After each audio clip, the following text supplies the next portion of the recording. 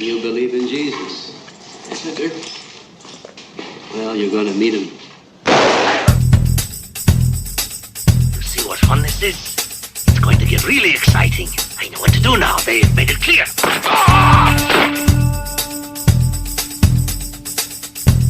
You warriors are good. Real good. The best.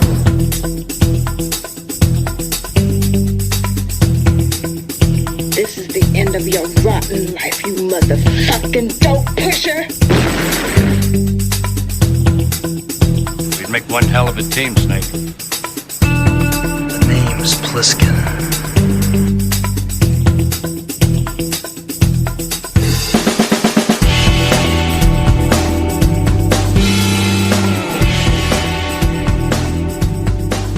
And we're back with 42nd Street Forever, the official podcast of Grindhouse Cinema Database. I'm Pete Roberts, and today I have a special guest, Phil Duke from Making Tarantino, the podcast, which is a brand new podcast about the films that inspired Quentin Tarantino over the years. Hey, Phil, how you doing? Welcome to the show. That is correct. I am doing great, Peter. It's good to finally meet you and have a regular conversation when it's not on Instagram.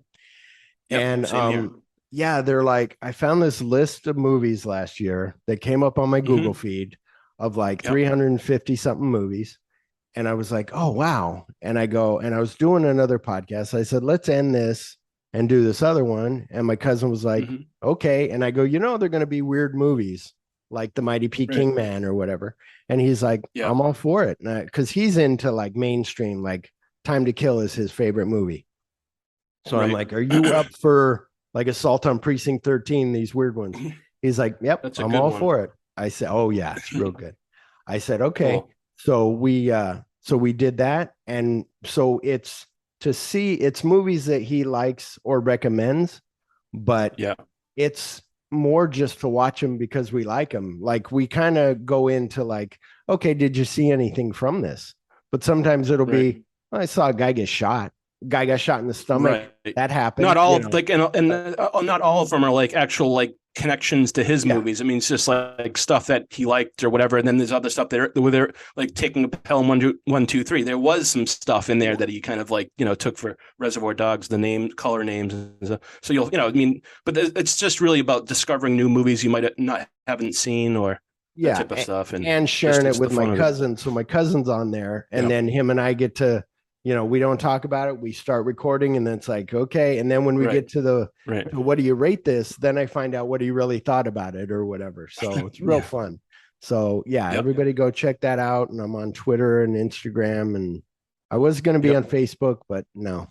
But anyway, it's fun. We enjoy it. You decided to ditch the Facebook. Yeah. I'm not on Facebook. We have the site on Facebook, but I'm not on there anymore. I don't know. I tried, but I'm just like, there's not many, I get 5 listens or 5 watches on there or whatever, like checking my thing. I'm like, whatever, I'm good. Instagram, I'm getting more used to Twitter now. I used to not be. I was like, what's this Twitter? Yeah. It's just easier to use too. Yeah. Twitter is a lot easier to use. You can just type your stuff and post your thing. Build a community like you have. Like that's how I, found you, or you guys found me, and like then I found other people. Like, it's great. And you can always retweet other people's posts about stuff that you like, or it just kind of helps, and then everybody's kind of helping each other on there type thing. Big time. Yeah, it's good. And I found other podcasts through that. Somebody shared my stuff, and I was like, there's tons of podcasts on there. Yeah, so there's thousands of like movie podcasts. So we're just one little that's what always made me. Years ago, I was doing a podcast where it was just me and this was like 2010. I was like, let's do a podcast like Smodcast, like Kevin Smith's Smodcast, where we just bullshit. And my friends would come over and I go, what kind of weird news did you bring me? They were like, we got nothing. And I was like, so I had to run the whole show. And I was like, I don't know. And then I'm like, come up with like news. And then my wife, I had to like randomly look for something. And then my wife's like, you need quality, not quantity. And I was like, that's what I was going to say earlier. And then quality, not quantity. Then I went to, so then after that, then I said, well, I'll do a podcast with each one of my friends. And then they all got busy, and it was only me and my cousin. And then I'm like, well, you're my co-host now. And then, but right before that, I was like, I love movies. Why don't I just do a movie podcast? So before I Yeah. did My Celluloid Heart, because Good idea. that's where my heart is. So I was like, yeah, duh. But it was that thing of, like you said, there's so many movie podcasts. Why do another one? Right. And I'm like, because Right. I'll have fun. And, so Right. that's That's what I do. that's sort of like what I'm getting, because I mean, we know that there's like a million movie podcasts. Yeah. So why do you do it? You're doing it because you like movies and you just want to have fun conversations, basically. Yeah. I mean, if other people don't listen, you can't control you know what I mean? You can't control it all. So it's more just to kind of throw your hat in and just kind of, have fun and, because you're not going to be doing it forever either. So Yeah. And well, Just a and Chip little and I realize like space of time. 350 movies, like that's about 6 Yeah. years of doing Yeah. a podcast. But also Yeah, I I'll mean, add that's- some. I'll be that like, is a oh, lot. they missed this or missed that. But right. it's Yep. also the thing of just having a conversation. My friend on same kind of thing that we're doing now, but our other podcast was just us bullshitting about movies. What did you like? Right. Oh, I love that scene in Smoking the Bandit 2 when, blah, blah, Right. blah. And you're Right. like, or the part on Superman when the train's coming and he makes his body part of the tracks, and you're like, oh, awesome. And you talk about that, or Kobayashi Maru in Star Trek 2. And Right. and the way you talk about it, when it's not like just walking through the movie in a boring way, or just, oh yeah, and then Yeah. there was a part Superman stopped this train, and yeah, okay, and you go on. It's like, no, I'm going to stop you when I'm like, no, this part was really fucking cool, or whatever. Right. You have to find those really awesome scenes that you love, and that little and things that just- stood out or whatever. And like you Yeah. and I've said, just a regular conversation of like, it's not forced, it's not scripted, it's just, Yeah. hey, did Just you like- organic. yeah. Right. Yeah. Just going over the movie and maybe picking out some things you liked, some things you didn't like. I mean, is not, you're not going to watch a movie. Most of the time you don't watch a movie from beginning to end and you're like, oh yeah, this was 100% perfect in every way. That usually doesn't always happen. So, Well, and years whatever. ago, I mean, years ago also, I would do a whole, like the plot outline from Wikipedia, Yeah. and I'd have it all right Yeah. there. And so then That's I'd read kind it. of- And how boring is that? Then very, Captain very Kirk boring. went over here. Yeah. And then I Yeah. would stop every once in a while and go, oh, but that part was really cool, wasn't it? Yeah, it was cool. Yeah. But you're like, come on, like, So it's funny that you, Yeah.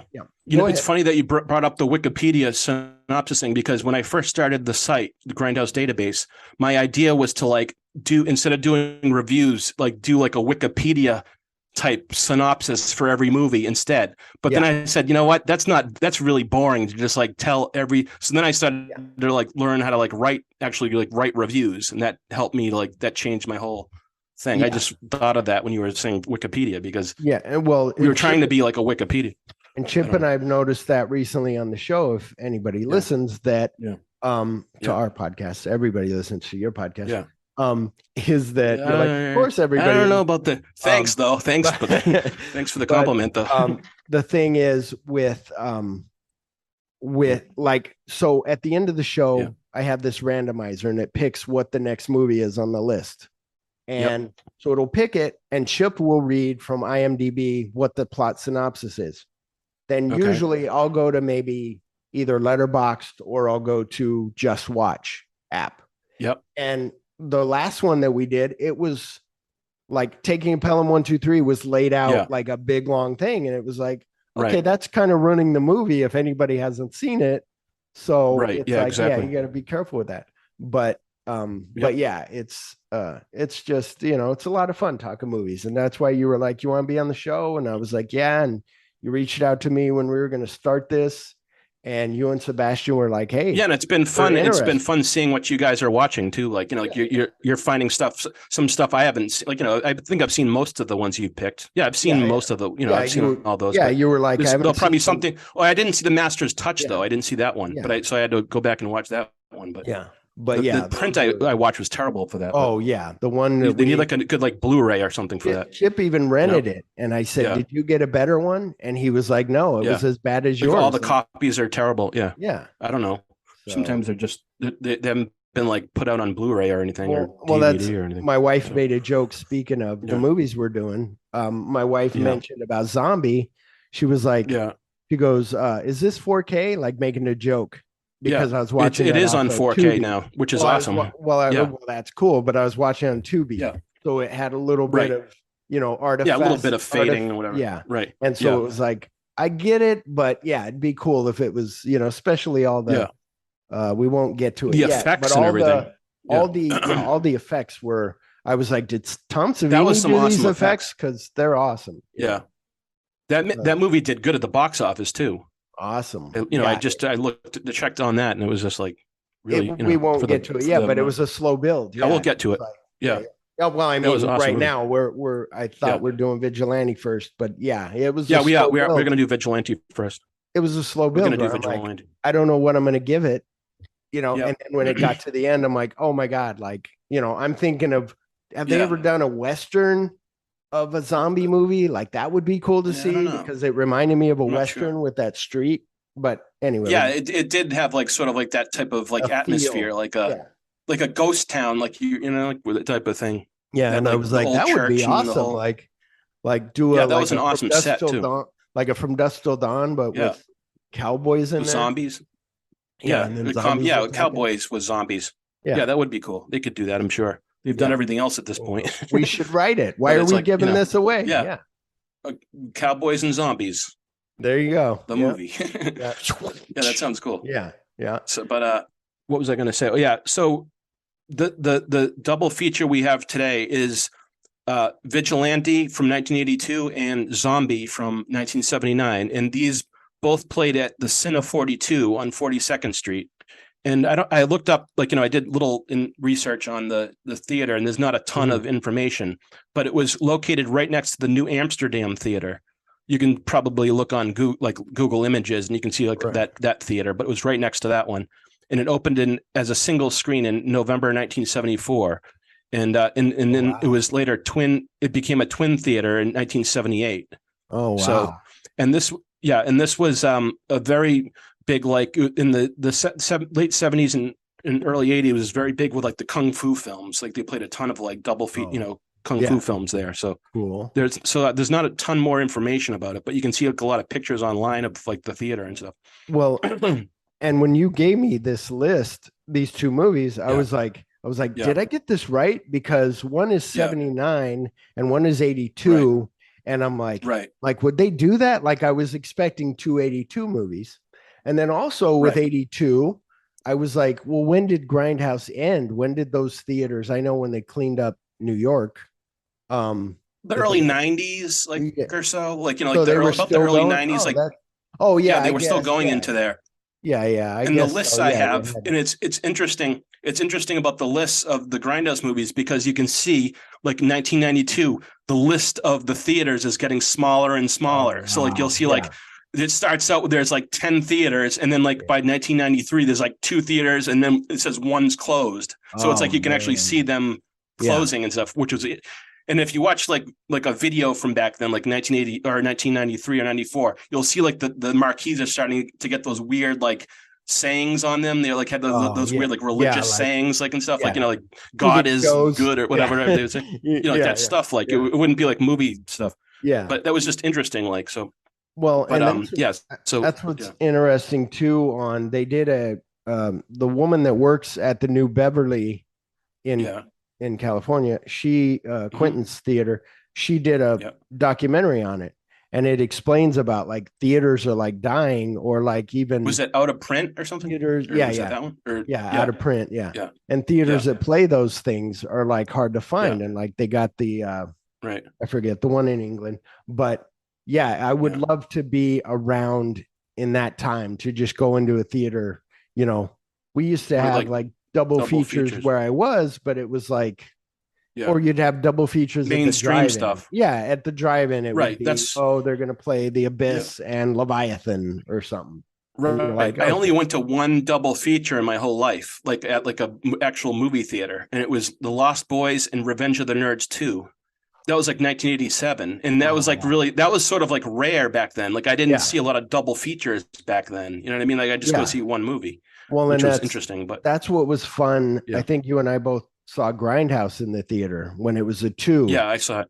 So it was cool because then you sat and you watched some funny trailers. But I don't think a lot of people knew what it was about, though. They didn't know. That's why I didn't do that good, because people didn't know what it was. But they were like, why is it 2 movies? They didn't get it. But the ones who did, though, it was so much fun. Like, It was it was awesome. a missing reel and like all that stuff. Yeah, But the trailers and all the ads and stuff. But that's what's great too, is these movies that so when Chip and when I watch these now, even like for you, when Chip and I are doing this on my Making Tarantino, I say, watch it like you're watching it from 1977, watch The Mighty Peking Man like it's from that year.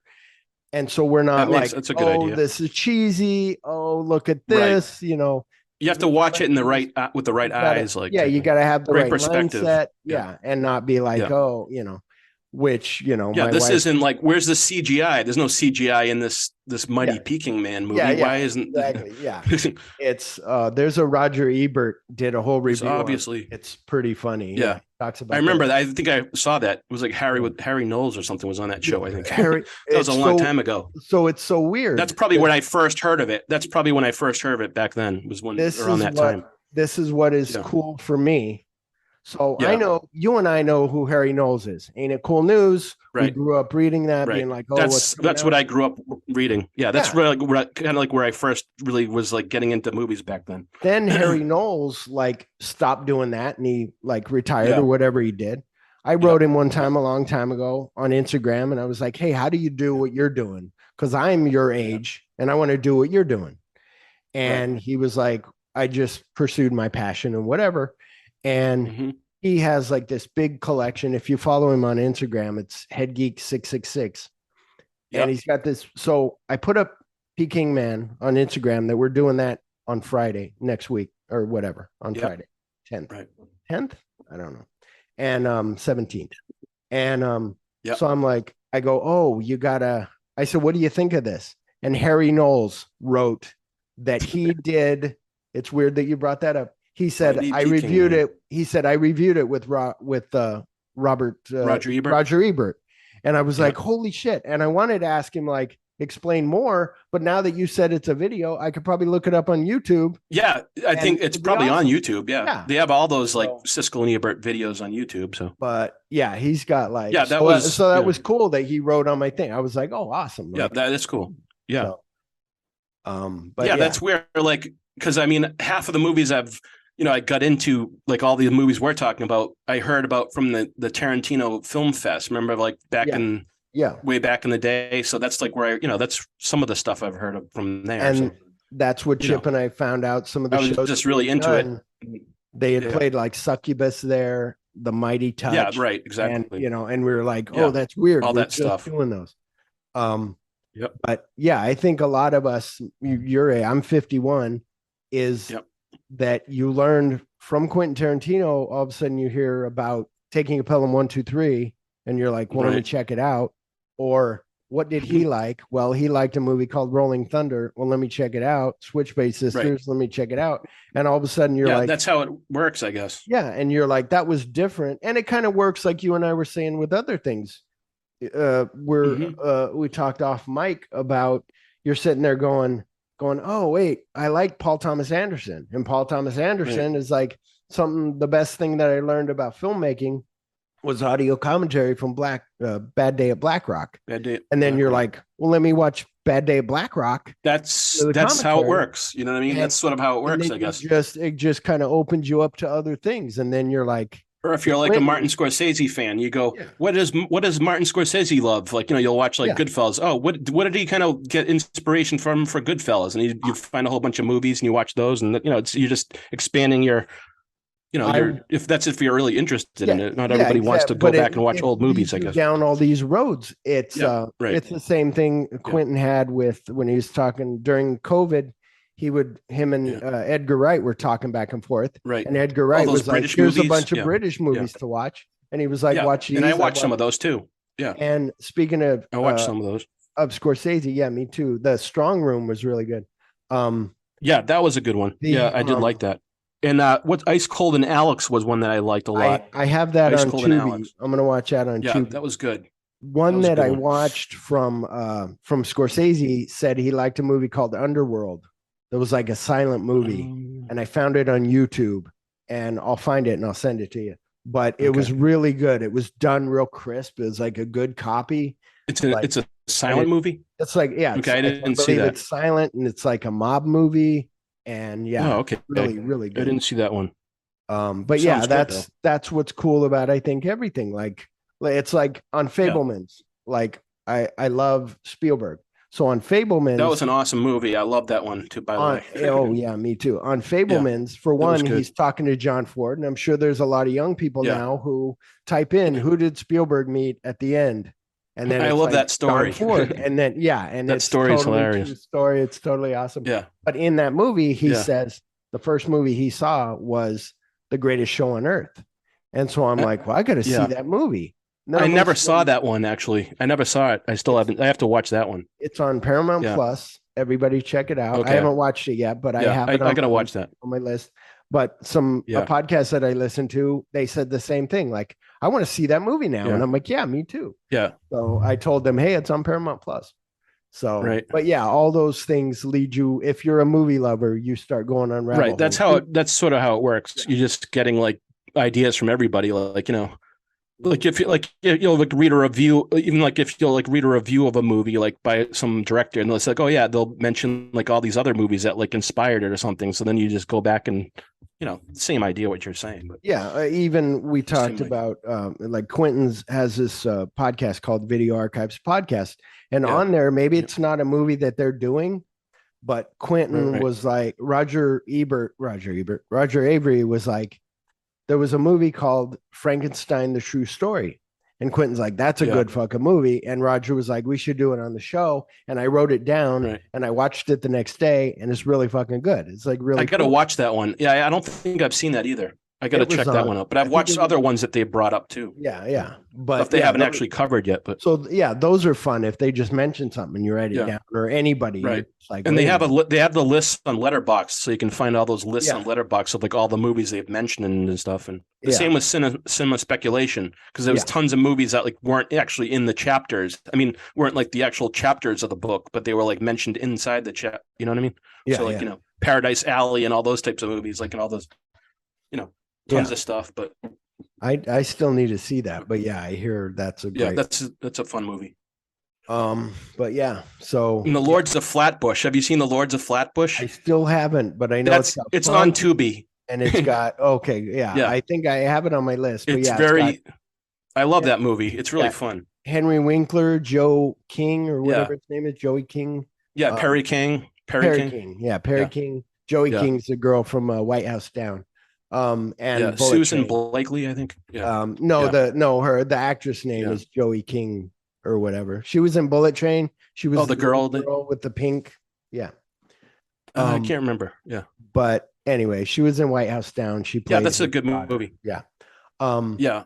And But that's a some- fun movie. You should check that one out. that's something that's interesting. White House Down is a movie like these Grindhouse kind of movies. White Like House. you're Down. like, this is I haven't just pure seen that dumb one, yeah. fun. This is just pure Yeah. dumb fun. Like, let's Yeah. watch it. And they're trying Yeah. to take over the White House, and Channing Tatum's going to save Yeah. the president. And you're just like, okay, Good I'm in old it. Channing Tatum. Yeah. And you're like, Yeah. okay. It's just But- it's just like, the stuff we grew up like I used to go Yeah. all the action movies I'd go see were like, were all the Arnold Yeah. movies and Like- Jean-Claude Van Damme and all that I stuff. think you talked about what I on the Bruce last Willis. episode was like Rambo 2. You Yeah. watch it now, you're like, oh, it doesn't, not as good as I remember. But Rambo Yeah. 2, him in the fucking mud.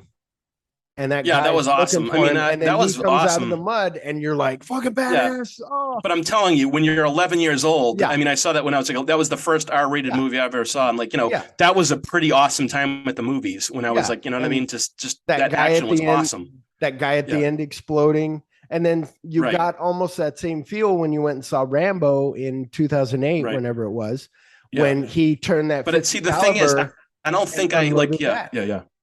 Yeah. But the thing is, it's like, I think like I kind of grew out of Rambo. Like, I kind of grew out of that a bit. Like, when I was like, when I was 11 and 12 and 15, that's one thing. But when I'm like, 35 or like, I just don't see things the way maybe that's another thing when you're a movie fan, you get very like, you're able to pick stuff apart so much too. You know what I Yeah. mean? You like end up the stuff that you loved but not everything. I mean, I still like a lot of stuff from when I was a little kid and stuff, but Yeah, you're either it's just certain things work, certain things don't. you're I don't either know. set in your ways, but also you're older where you Yeah. don't want to waste time in a way. So like And you kind of you've seen it, been there, done that type stuff. You know what I mean? off That type of- mic, and even here we were talking Yeah. about Paul Thomas Anderson.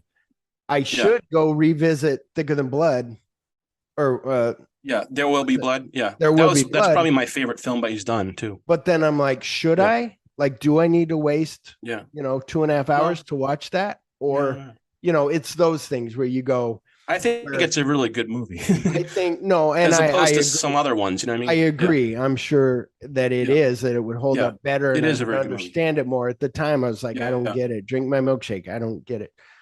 Kind of Drink got my it. milkshake. But my, The oil. but the other thing also drink it up.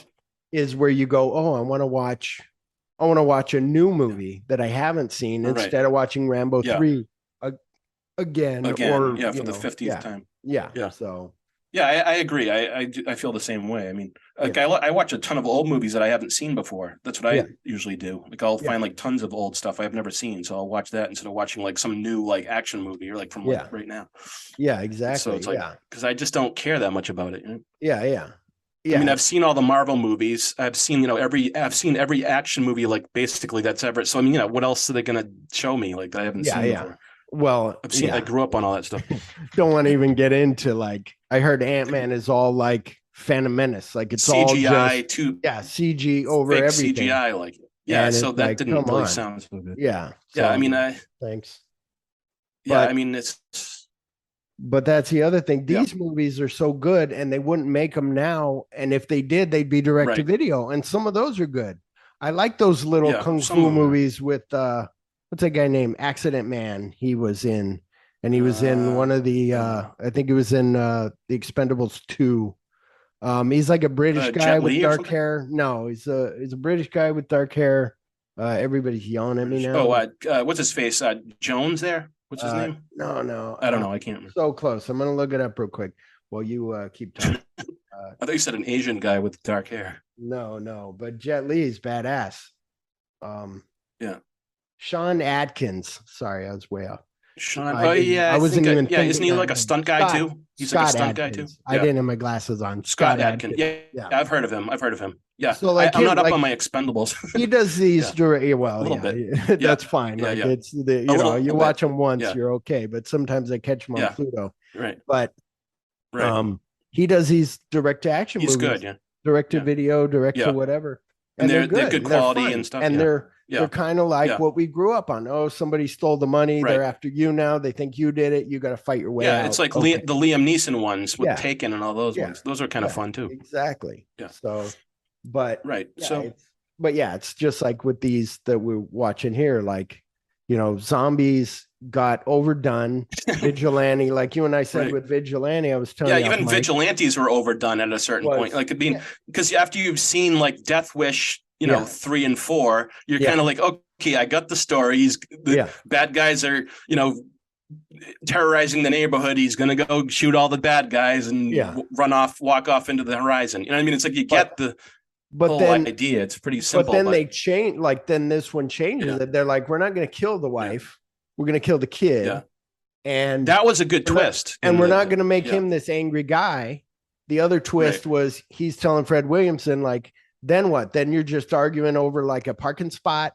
And Right, then all of a exactly. sudden, you're right and I'm wrong. But- And you and I are fighting. But actually, like when the movie starts and Fred Williamson comes out and he's giving his speech, you're like, I kind of agree with what he's saying pretty much across the board. I mean, he's making a lot of sense with this. You know what I mean? Then when Robert Forster, well, I don't know if we should just spoil everything. No. Why bother not? Well, spoiling yeah, stuff? I mean, I'm so gonna I wrote watch it, I down don't that care. opening was cool. And then I just realized Yeah. that I have a story that I would want revenge on this guy that robbed me once Right. at a payphone at gunpoint. Oh, okay. So, oh my God. and I always You have your think- own little vigilante story. and I always think like, Yeah. oh, what would I do? Like if I could have only Right. grabbed the gun, If it done was a that, movie. and it's like, come Yeah. on. That's tough to do. That's tough to do.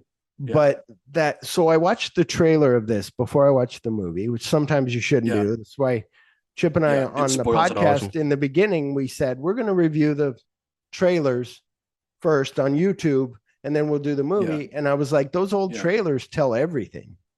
But on the trailer for Vigilante, it shows them all getting together. It looks like it's a buildup of a vigilante squad of like a Magnificent Seven, like something like that. Oh yeah. And then all of a sudden, this starts out with him talking to everybody, and you're like, "Oh shit, I guess they're all together."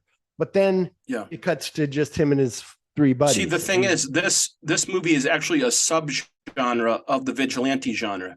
Mm-hmm. This is the one where the neighborhood watch group gets together and does it. It's not just one guy walking around like Death Wish. So that's a little thing that sets it apart. And there's another movie you should check out if you can find it. It's called Fighting Back. It's the same type of idea as this movie. I've heard of that. With Tom Skerritt. I don't know if you've ever saw that one, but it's one of my other favorites of this kind of movie. But just check it out. If you like this one, it's sort of basically the same idea as this one. Speaking of Tom Skerritt, just to jump off for a second, have you seen the original Man on Fire? With was Scott Glenn. No, I haven't. It was Scott Glenn. Never mind, not Tom Skerritt. Yeah, Scott Glenn. Man on Fire. Yeah, this is another one. No, I haven't seen that one. It's the original that then then Tony Scott remade with Denzel Vin Diesel and Dakota. Denzel Washington and Dakota Fanning, where he's watching. Yeah. What am I thinking of? I'm thinking of A Man Apart. Sorry, A Man Apart. This is Man on Fire with Denzel. I see. That was decent though. That was a fun. That was again one like this where you just watch. Okay, I got mixed up on that. Fun. But yeah, there was original Man on Fire. Okay. Yeah. It was like 87. What year was that? Like 1982 or something? 87, I think 87. Okay. Yeah, I didn't see that. It's different, but it was fun. I'll have to check it out. But yeah, so my story, if you want to hear it real quick. So I used to not have a cell phone. This is before I had a cell phone. And I forget what year it was, maybe 2000, maybe right before that. And I went down, my dad had paged me. So I had to go downstairs from my apartment and go across the parking lot to where there was a restaurant. There was a payphone outside the restaurant. This is how long ago it was. Yeah. A payphone, everyone, is where you put a quarter or 50 cents in, you make a call. A payphone. So I make a call, and there's two phones facing each other, but I can't see the other person, but they're against each other. So I'm on the phone talking to my dad. Their back is to you or something? Yeah. Yeah. Well, no, we're like facing, but we have two phones in front of us, so we can't. Oh, see. I see. I know what you're saying. Yeah. Back to back, the phones are. Yep. So I'm talking to my dad. My dad's at work. He's like, hang on a minute. I said, okay. While I'm on the phone, I'm looking over and I see these two guys pulling on ski masks and putting a gun to the guy on the other phone. And I'm like, oh no. I'm like, this. And to me, I'm like, they're probably just fucking with him. That's just his like friends playing a his joke. Friends are fucking with him. Yeah. And so I just wait. So I'm on the phone waiting for my dad. And then they come over to me. And the guy goes, give me your money. And I go, I don't have any. And I'm thinking, like, do I hang up the phone? I just paid 50 cents for this call. Like, I don't have any more change. I'm on the phone here, pal. Exactly. Pretty much. So I hang up the phone. Pardon. And I look at the guy and he goes, give me your money. And I go, I don't have any money. And he goes, and then his buddy comes from getting the other guy's money, comes over to me. Yeah. And he goes, he says he doesn't have any money. And the other guy goes, shoot this motherfucker. Oh my God. So all I can do is just stare in the guy's eyes with the gun and just think like, I can't outrun a bullet. This is it. This is it. I guess this is it. This is how I die. And so I'm waiting, and the guy with the gun goes, empty your pockets. And I pull my pockets out. I got nothing in my pockets. Right. So he's like, so they leave. What do you do? Shoot somebody for nothing? Yeah. So they leave and run off. And they're saying like Holmes and homie and all this stuff. And I'm like, these are white guys. I can tell from their eyes. And right. One is like made out, like cut out of eyes and mouth. And the other one was a real ski mask. So then I call the police. And they show up, and while the police are getting ready to show up, or after I'm talking to the police, telling them what happened. And as I'm saying, this guy said, shoot this motherfucker. My knees get weak. All my adrenaline had left me now. And I'm like, holy shit. I go, I got to sit down. Cop's like, sit down. So he goes, could you identify him? I go, they're wearing all black. Like, no, I can't identify him. Like if they're in a lineup, there could be five guys wearing stockings. I don't know. So I said the guy had like blue eyes, and that's all I know. And they looked and they didn't find him. Yeah. And then after the cops leave, that other guy comes over to me and he goes, they got my rent money. Like they took $250, whatever was some of his rent money. Yeah. And I'm like, he goes, did they get anything from you? And I said, no. And he goes, well, that's my rent money. I go, yeah, but we're alive. Like, it's okay. Yeah, like, right. fuck Exactly. the money. Like, talk to the Yeah. management and be like, Yeah. hey, I just got robbed. Yeah. So it was, Right. but ever since then, it was not ever since then. It finally went away. But Yeah. if I think about it, I go, oh, if I could have grabbed the gun to see if it was real. Right. And then if it wasn't real, then I could have beat the fuck out of the guy. Maybe I'm not a real fighter, but maybe But it's like, you put up can't, something. you know, Yeah. but it's like, I don't know. I don't think I could, like, if someone's holding a gun on you, it's like, you can't, you know, unless you have a gun on the, you know, you I don't know. go, I'm gonna, and now that I have a wife, I'm like, I don't if know. I went for that and I Yeah. got shot, my wife would be like, what are you, an idiot? Like, now you got shot because right. you tried to grab the gun. So yeah. Right. But So that's the life of vigilantism. but yeah. So yeah, if I You could go after those people and like, yeah, I would find them. But now, like, yeah, fucking 20 Right. something year later, I'm gonna I find know. the guys. Yeah. I know. So, but So yeah, that's, it's one of those where you just go, oh, if that's I a could crazy only, story. but yeah. Yeah, I know. Well, you're alive. That's the main thing. I mean, you know, exactly. really, that's yeah, the biggest that's thing. where I'm just like, hey, For I didn't nothing, have you know, any- you didn't have yeah, to. didn't have any money in And my you didn't pocket. get really hurt or anything, really, which isn't And good. but almost, I'm such an idiot that I almost said I don't have any money, but it's upstairs in my house. I have $80. Oh, Like I almost wouldn't would have been said good. that because I'm so Oh. fucking stupid. I would have been like, no, but I Yeah, got right. $80 in You my, don't want to you do know, that. and he would have taken me up there, and I would have been like, wait a minute. But Yeah, then I that's thought, then I not would have good. knocked on my neighbors, who was my neighbor Yeah. was this big bodybuilder, and he would Huge. have beat the guy Yeah. up. Yeah. But anyway, Oh, God. that's another story. But these vigilantes, right. like right away, so you see them having that conversation. And that's the other thing I like about this movie is it goes right into the action, right? When it's not like anything like that has to build up. It's just like right into the action from the very beginning, which is what I like about them. One of the things I like about them. It's that old school stuff of like Yeah. a synth, and you see the Right. elevator, and then she goes to Yeah. check the mail, and then you see And a then you see that face guy in the come in. window, and you're like, Right. oh shit, don't You're go. like, look at this creep. And me, like, especially Yeah. like this one I hadn't seen, and sometimes I talk too much. Yeah. My wife will be like, just shut your mouth. Like, I'm trying to watch TV. I'm not even listening to you, honey. But she was asleep, and I'm going, don't go in the fucking elevator. Oh, good. She's not going in the elevator, you know. And then she goes to check her mail, and I go, uh-oh. And she goes in the elevator, and then the guy's there. And I'm like, oh shit. Yeah. So it's those And the things. tension is so like right from the very beginning, you like know something's going to happen from the very and just then the way and that she guy is even like, the oh, way geez. she like then backs away, and it's just like she kind of like if- looks down and like tries to like not make eye contact and Yeah. stuff. and something that it's like the whole thing is like somebody said, like an animal. This was, I watch a lot of murder shows. Yeah. An animal like a zebra. If you put a lion in a box like an elevator, and you open the elevator and you tell the zebra to get on, the zebra knows that there's a lion in there, and this is dangerous, and I'm not going to do it. But a human will be like, I don't feel good about this guy in the elevator, but Peter's okay. He looks all right. I guess I'll go in there. And then Peter kills me. And you should go with your instinct. If your instinct says, it's an instinct. Just be rude and be like, no, I'll catch the next one, because you could get killed on your way to the parking lot. So, right. Exactly. But yeah. So Now, does she get raped and killed? I think so, because she does. Yeah, she does. And then the guy ends up, you know, he's standing on the corner with his buddy. He's talking to him, like, you know, talking about something like, oh yeah, I'm going to get off from this, you know, court case, you know, that's against me. And then all of a sudden, who pulls up? Fred Williamson in the neighborhood vigilante squad. Yeah. So then fucking they walk badass. over, They kick just his jump ass, out and like walk over to him. And like, you're like, throw him in the van, and then drive off with them. And they're like, oh crap. Now what are they? But even that conversation with the three guys is just like, it's good improv. It's good. Like he's grabbing the guy's chips and eating the chips. Yeah, it is. They just, you know, fucking beat him up. It's filmed really well. And and I really liked, I just thought the whole thing. Yeah. I was just going to say, Fred Williamson is a great actor. Like we did Bucktown on our he is great.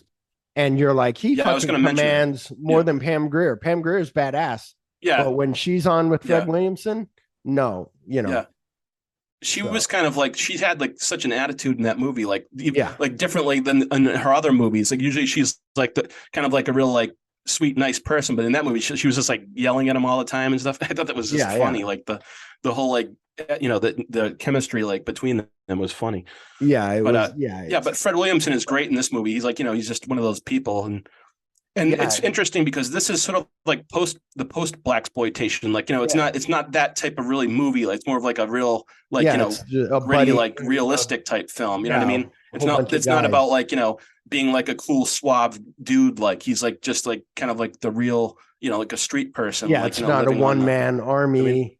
And same right, thing. it's not that type of later to idea. the Robert Forster stuff. But right. But when I'm watching this, for some reason, because I read that who was the guy that played the lawyer? The guy from Maniac? Joe Spinell. Joe Spinell. So right.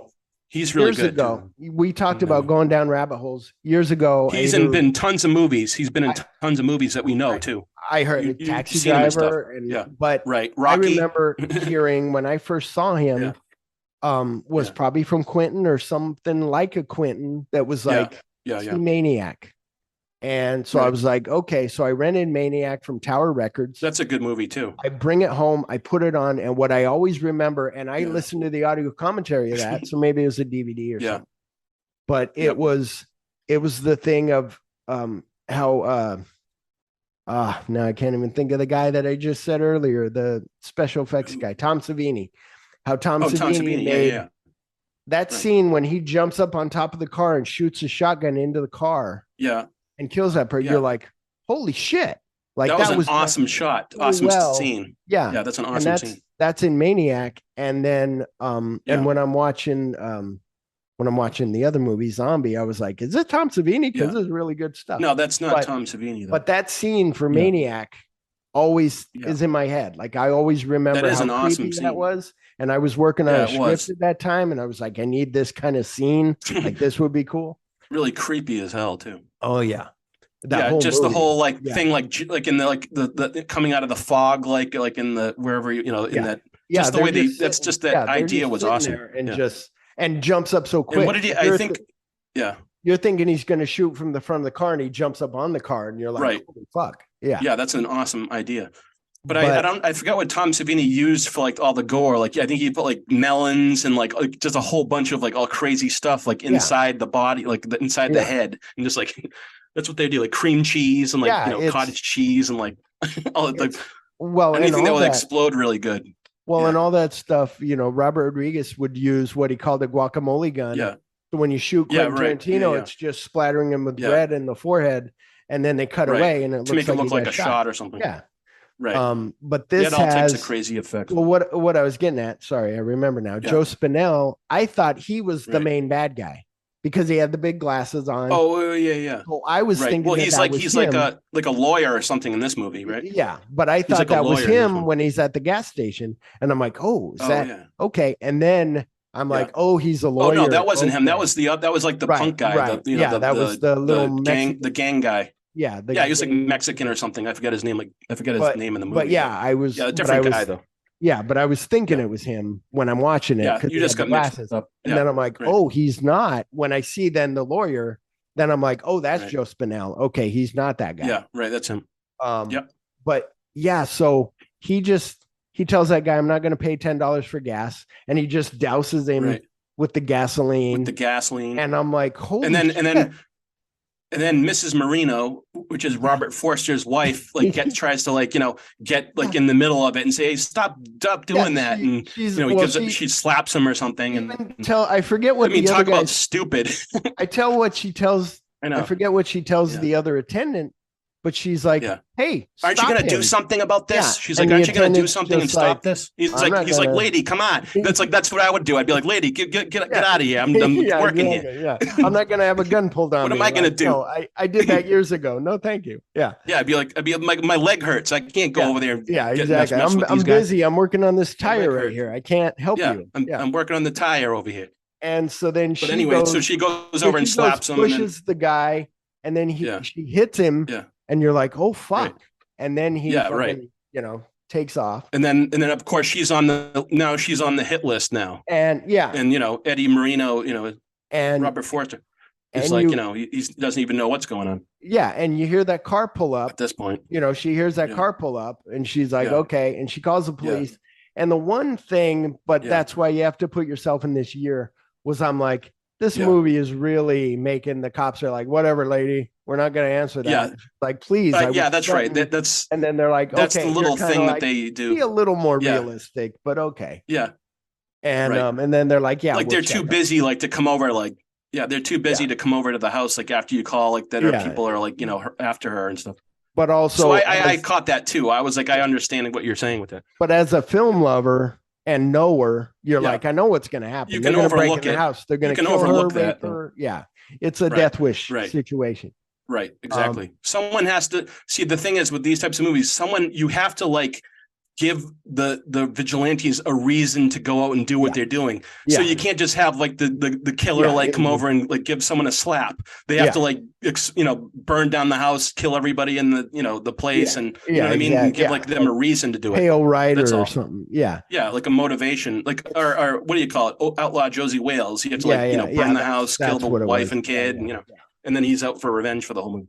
But revengeamatic. Yeah, exactly. But that's where what I was also thinking of this. Remember that movie Death Sentence with Kevin Bacon?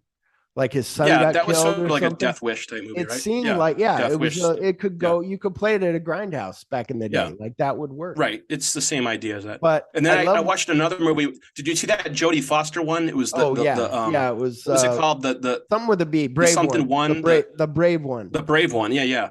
That was sort of the same type of idea too, but we're getting off track. But they're all kind of those types of movies. But anyways. they're fun. It's like Quentin says, we bring him up a lot, but anybody would say this. It's the catharsis of the bad guys getting their revenge.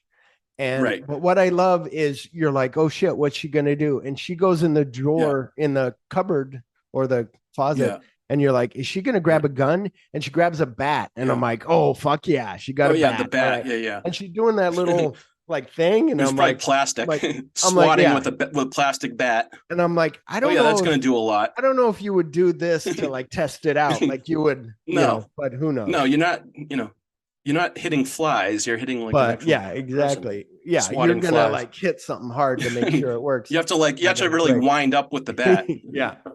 But speaking of bats, later on when they beat up that guy, when Fred Williamson can't get over the fence quick enough, that's a pretty good beating. You don't see the bat. Yeah, that was a good bat beating. Bending or nothing. Like it's really cool. Yeah, that was a good one. They go after that drug dealer guy. But when she's like run, tells her son to run. He's run up the stairs. Yeah, and then he's going up, looking up. in every room. He's got that bandana on, and you're like, oh shit. Yeah. And then she tries to get out through the kitchen and they stop her. And she runs out into the yard or whatever. Gets out into the yard. And then. But you're like, are they actually going to do what I think they're going to do with this kid here? And like they actually do it. I'm thinking. This was, I don't know how many times you had seen this. This is my first time watching this. Yeah. And I was like. A few times. When I didn't see the kid moving at first, I was like, okay, that's going to be a fake out. This guy's going to shoot. The kid won't be there. Or he got outside out the window or laying down or something. Yeah. Right. And then I see the kid move and I'm like, oh, are they going to do what I think they're going to do? And of course, exactly. Being a lover of these kind of movies, you're rubbing your hands together. Yes, please do it. It delivers. That delivers on that. Like we said, Assault on Precinct 13. You're like, they wouldn't do this to this little girl getting ice cream. Yeah, they fucking would. Yeah, same idea. It's actually the same idea as that, which is a good point. I didn't think of that. That's a good point. It's like one of those scenes where like you can't believe that they're doing what they're doing. Like, which is funny because the rule is when, unfortunately, I listened to the audio commentary of Armageddon, they were saying when that meteor in the beginning, that meteor hits and Eddie Griffin's holding his dog by the collar and his dog's alive but hanging in the hole. Yeah. And they were saying you don't kill dogs and you don't kill children. That's the rule. Yeah. You don't have a kid with a gun and you don't have, you don't kill an animal. John Wick says we're going to kill the animal, and now he's got revenge, right? And steal his car.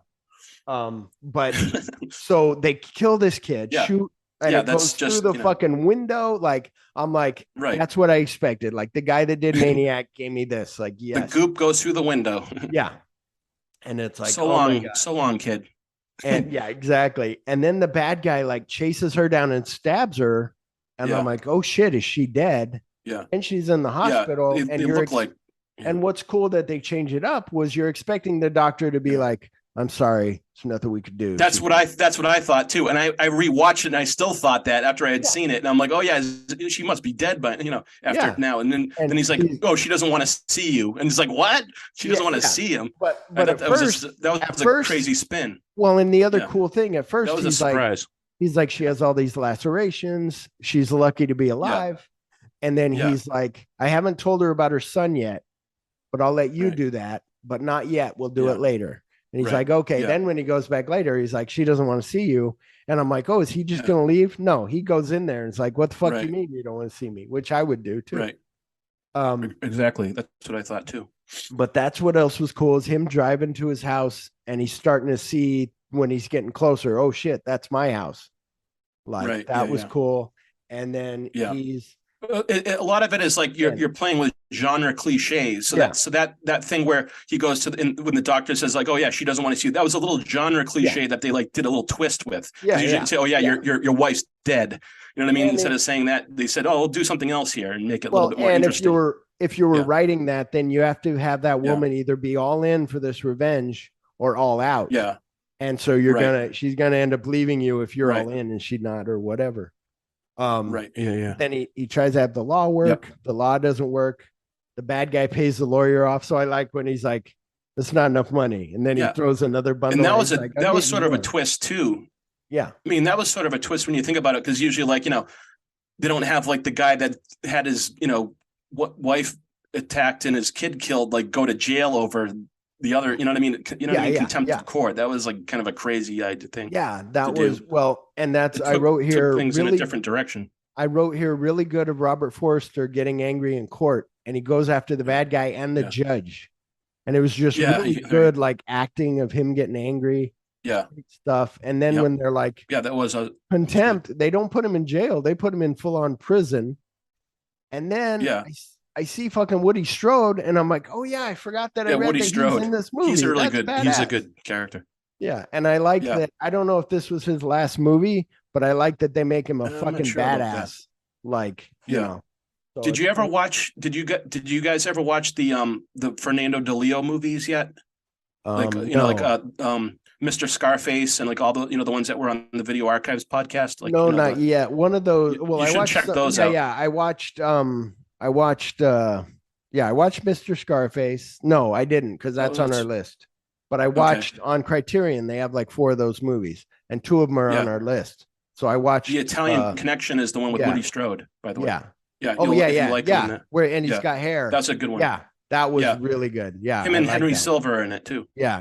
That was a good awesome him and movie. Henry Silver, like the killer. Yeah. It's the awesome. 2 hitmen. Yeah.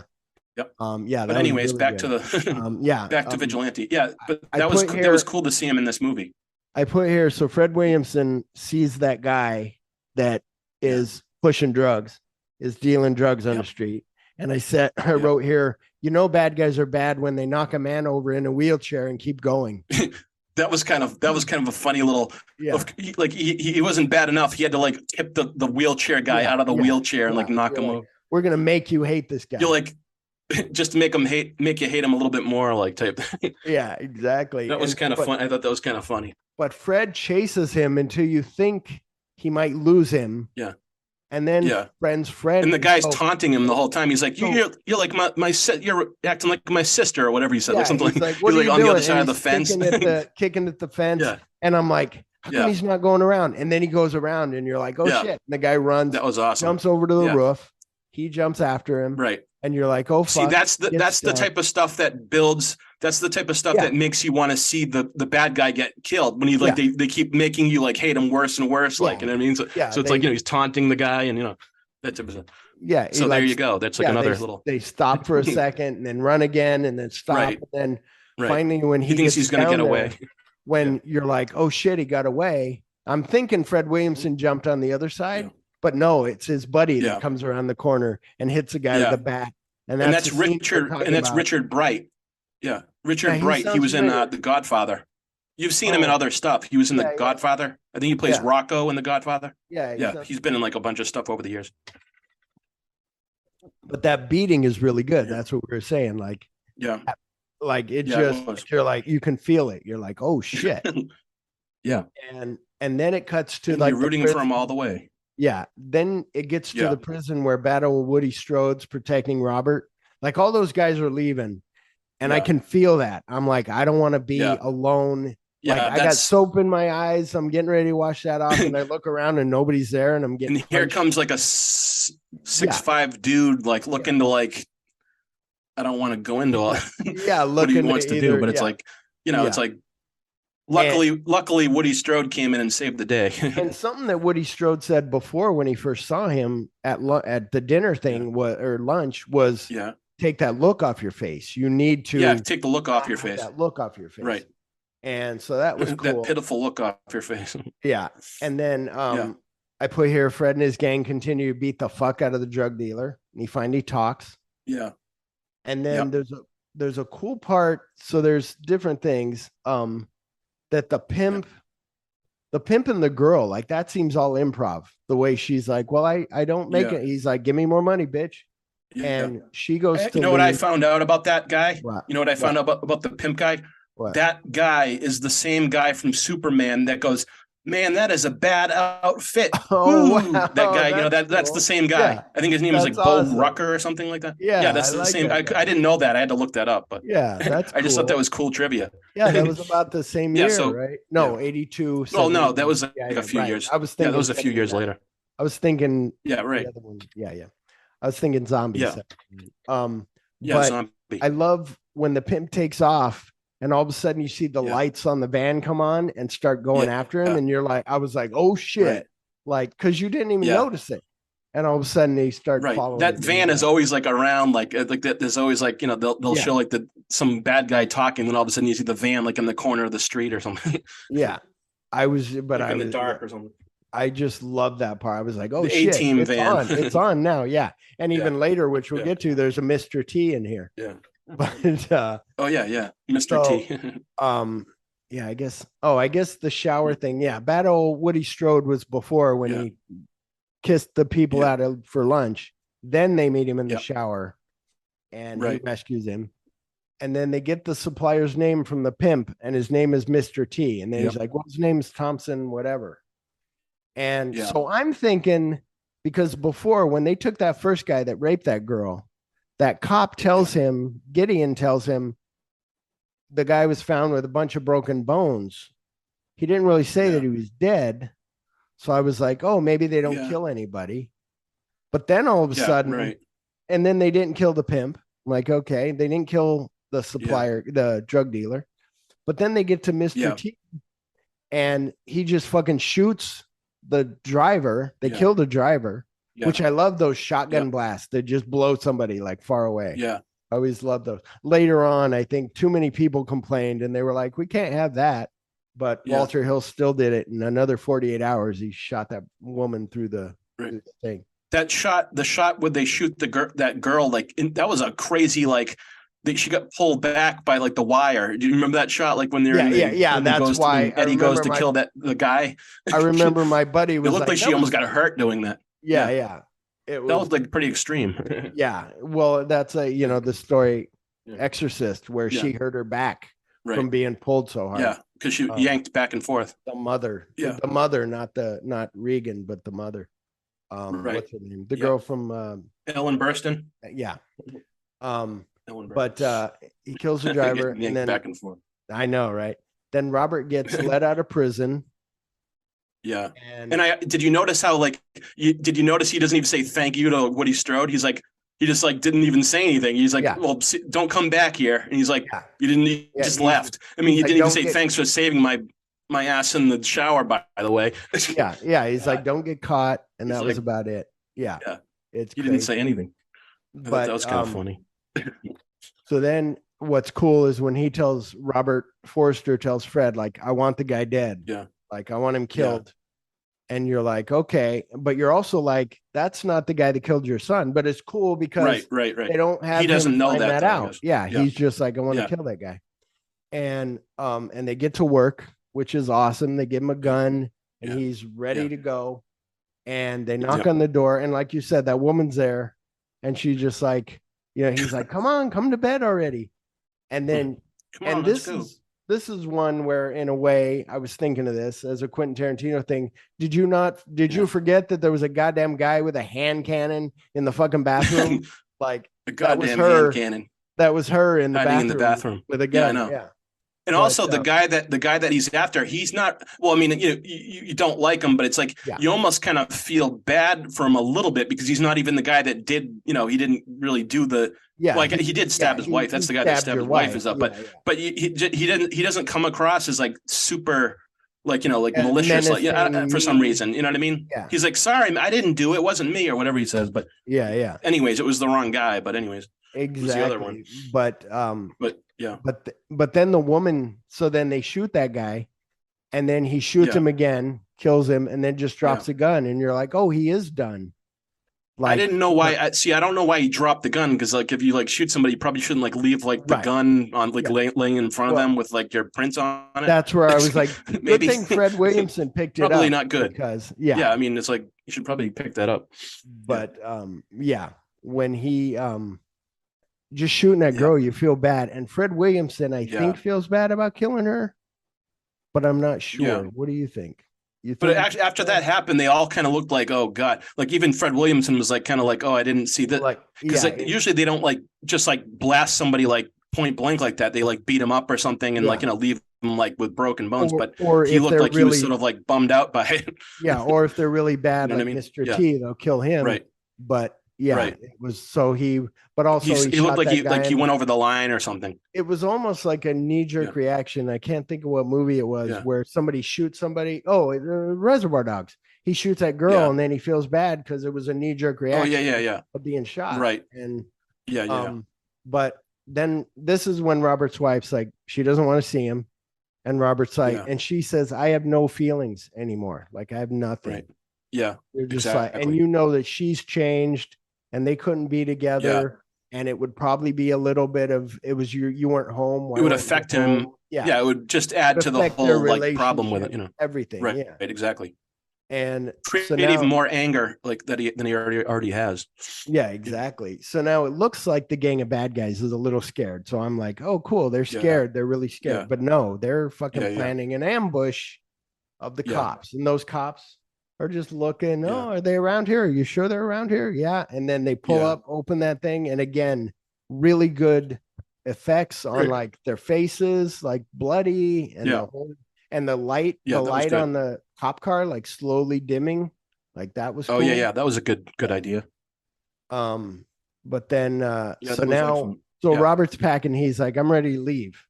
And Fred Williamson's like, well, then after you leave, then somebody else might leave and somebody else, and you'll be up on that mountain safe from everything. Right. What if they come up the mountain and then they take over the mountain? You're just going to keep running forever, like type idea. You can't run forever. And so then so this part was really cool. This chase scene was really cool. Robert's driving. The chase bad guys, and they're yelling at him. And then he goes ahead and chases the one that killed his son. Now, I don't know how he knows that guy, but I guess because he saw him in court, then he sees him there and he's looking at him. And then that guy's maybe like, I'm thinking maybe someone told him that's the guy that did it or something. Finally, I'm not exactly sure. Yeah, I remember the guy he killed on maybe the bed. Fred Williamson. Well, the guy. Maybe like after he shot the wrong guy, they said, they said, that's not the guy or something or whatever. But something like that. But but then when he's trying to get out the door and the door won't open, and that guy freaks out and runs away, and then Robert Forster gets out of the van and he goes ballistic. And you're like, holy shit. And then that guy is trying to leave in that car that they were in the first place, and he keeps hitting the car in front of him. This part was set up pretty cool in the script writing in the movie. Hey, that's my car, man. He gets out, gets in that guy's car, takes off. When Robert Forster gets there, the keys are already in that guy's car. So he takes the other car and chase him. Yeah. And then they got this chase. That was an awesome chase. Looks like that chase is right where inspired by French Connection too, by the way. It looks like it's the L train is right there. You're like, is this right? Yeah. Like, it looks like a similar thing as that. Yeah. Same. And Randy, we didn't even mention Randy Jurgensen is in this. The guy that did the technical consultant on French Connection and Cruising is in this. I didn't he know plays that. one of the detectives at the very beginning. Oh, If you see him, okay. you'll Oh, see. yeah, You yeah, probably yeah, you saw when him. they're all, yeah, when I they're can't all remember his talking name in the movie, but he was in in it. the house. Yeah. He says, I forget what he says, but he's in the movie. But anyways, Yeah, I just it wanted to was- mention that because he was. no, the car chase was Yeah. cool because it was kind of slow, Yeah, and that was then an when awesome- he lost the guy, and again, that part reminded me of Bullet when they lose him in Yeah. Bullet, Right. and then they're like, "Where And he's looking around for him. See him, Yeah. and then you see him in the rearview Yeah, mirror, and you're exactly. like, oh fuck, Yeah, that's an This awesome when awesome he's like detail. looking for the guy, and then the guy wrecks, and then he sees him, and then there's this whole chase, and you're just like, oh my god, and then that guy That was is awesome. and that guy up there, when he's got that guy Yeah. up there, the guy's like, I don't care. Like basically, like I I'll do. die. Like, yeah, and he just fucking pushes, and That was that's a good scene, like him falling, and And that's where they use the cream cheese. That's Oh, where yeah? they because the director of the movie, he said, oh yeah, that's not, they did it once or something. They had the guy laying there and he says they're gonna add some more stuff to make it look more like viscous or whatever. So they added like cream cheese into the blood and stuff to make it look more like brain matter or something. I just thought that was a funny little detail. It's not good enough. You have to have some cream cheese. Yeah, exactly. Yeah, a big. But that's low budget filmmaking. That's the low budget filmmaking. Yeah, exactly, and it works. It's all just, and also it's a lot of stolen shots too. Like they would just go, like they wouldn't have permits for stuff like that, and that's how they did the French Connection. They just like go driving like down the street and like hoping that there's no cops around and like just go barreling down and like. It's the So old that's Ed part Wood of the thing of like, come on, let's yeah, go. right. Exactly. Just doing it. And like, and actually in the next movie we're discussing, they kind of did this, a lot of the same types of things like with that. They just like take shots without any permits or anything, which is cool. interesting, Yeah. that type of, and you could then do you make it back 30 then. million off the, Another side story real quick. I'll make it faster. But so I was going to make a movie here in Phoenix. And I was like, hey, I got this whole thing. I want to close downtown. I want to film over here by the library and run down this thing. And the woman, and so they said, go talk to, sent me all over. Finally got to town hall, wherever.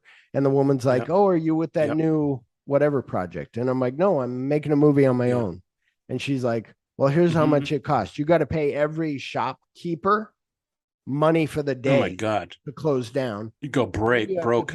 Then you have to pay cops to be on the street to block it off and all this stuff. She goes, if you said you wrote it, can't you rewrite it for like in the desert? And I'm like, oh, okay. So I rewrote the whole thing in the desert. Never made it though. But it's that thing in the desert. So it's interesting. So then you see this judge walking out to his car, and I'm like, who is that guy? And then you hear the overspeak because they want to let me know as well as the general viewer of like, remember the judge? And he gets in the car and turns it on, and the car explodes. And first of all, I'm like, it was a huge surprise. I'm like, awesome. But then also I'm like, how does he know? I know he knows how to fix machinery in a machine shop. Right. But how does he know how to rig? Yeah. But it was. Did you notice what he's using? Did you notice what he's using for the remote thing? No. No, that was seen earlier in the movie, if I'm not mistaken. I'm pretty sure that's the remote for the airplane he was flying. Oh, and with his little kid. Oh my God. That was his way. It was almost like some connection to the. And I just noticed that last night when I watched it. I'm like, is that the remote that he was using for the airplane that he just blew up the judge with? I didn't even think of that. That connects to the. Yeah, that connects to his kid. Those are those little things. Because he lost his kid, and he's like using the remote that they had that great day with to blow up the judge. Yeah. So it's like that type of stuff is like I had to see that a few times. Yeah, it's the pin in the whole thing. Like, this is my son's toy that I'm killing you with. That's crazy. Isn't that nuts? That was a pretty good little detail, I thought. It was so good. Cool. I didn't even think of that. That was an awesome. Even better. But what that made it a good idea. So now I wrote here, do you think he stops there with killing the judge, or do you think he continues on like being avenged? I think that's it. I think he kind of got who he wanted to get. That was like the last guy. I think. I don't think, I mean, who knows what if he went back to more vigilantism. I think he would. I guess it would make sense. Like, that's the highest guy you got. He probably stopped and moved away and like started his life over or something or whatever. There we go. Let's write a sequel, Vigilante 2. Vigilante 2. Eddie Marino's Yeah, he Whatever. maybe he finds out his ex-wife died. Yeah. And he goes after the killer. Exactly. Yeah. But It's always a possibility with that stuff. but They made how many death wishes? 5 or something? something crazy. But then comes Zombie. Yeah. I don't want to do all the talking, so Yeah, I'll let you Zombie. talk. But this is a Lucio Lucio. Lucio Fulci. Now, what else? And this has he was done? his I've first. seen- This is really was it. You've probably seen some of it. Well, before this movie, he did some Giallos, which is like, the Italian murder mysteries. Yeah. So this is like his those. first full-on gore movie. This came out okay. before The Beyond. I don't know if you saw The Beyond, but that's like his other real famous movie. Yeah, he did. But this was like the one where he first. Yeah. Right. There was the other, like City of the Living Dead, and like that other, and you know, House by the Cemetery, and all those other ones. Yeah. But this was like the first one where he did the gore. House by the Cemetery was on Criterion, and I watched it. Was it? Me and the wife. Oh, was it? Okay. I was like, "What's going?" Like, it was so weird in a different way. But it was. I haven't seen that one a lot, but the Beyond and City of the Living Dead are like more my favorites. House by the Cemetery probably isn't one of my most favorites. I have City of the Living Dead on my on Tubi or something to watch. But I also heard with this that isn't there like Zombie, like they combine this with Dawn of the Dead from 78. Yeah, this was okay. Let me try to explain it. Okay. So Dawn of the Dead came out in Italy. Mm-hmm. The title was Zombie, Zombi. Okay. The Italians wanted to capitalize on the on Zombie, so they called this Zombie 2. It's supposed to be like, it's basically just in name is connected to Dawn of the Dead. It has nothing to do with Dawn of the Dead at all. But they just wanted to how back then, like every time a popular movie came out, they tried to do a ripoff of their own style. So I think that's what, because a friend of mine has like a box set of something like an import that he got.